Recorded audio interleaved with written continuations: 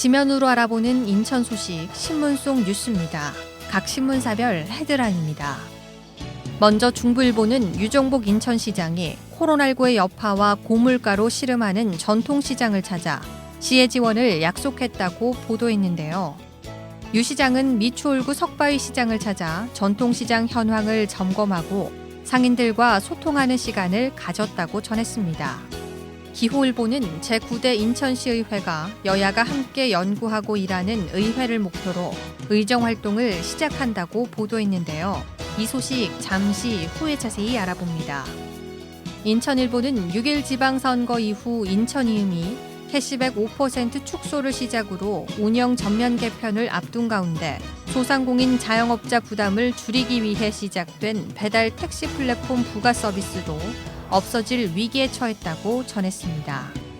경인일보는 수도권 광역 급행철도 B노선 건설이 속도를 내면서 인천 내 추가 정거장 신설에 대해 관심이 집중되고 있다고 보도했는데요. 이 소식도 잠시 후에 자세히 알아봅니다. 그럼 기호일보 기사 자세히 살펴봅니다. 인천시의회 의장단과 상임위원장들은 지난 6일 오전 10시 시청 기자실에서 기자 간담회를 열고 제9대 원구성 결과를 발표했다고 보도했는데요. 시의회 의장에는 제5대 시의원과 제8대 동구의원을 지낸 국민의힘 허식 의원이 선출됐다고 전했습니다.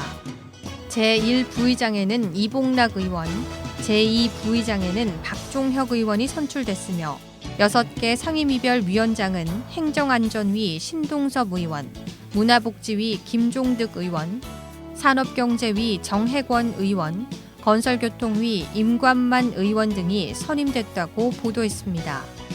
허식 의장은 간담회에서 시의원들이 구성하는 특별위원회나 연구단체들이 활발한 활동을 이어가도록 적극 지원할 방침이라고 말했다고 신문은 전했습니다.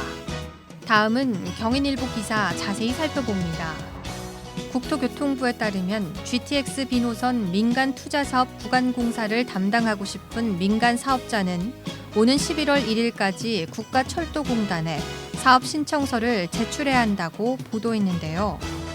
인천에서는 경인전철 주안역과 청학역을 GTX B노선 추가 정거장으로 지정해야 한다는 요구가 거세며 GTX B노선 추가 정거장 신설과 조기 착공은 유정복 인천시장의 공약이라고 전했습니다.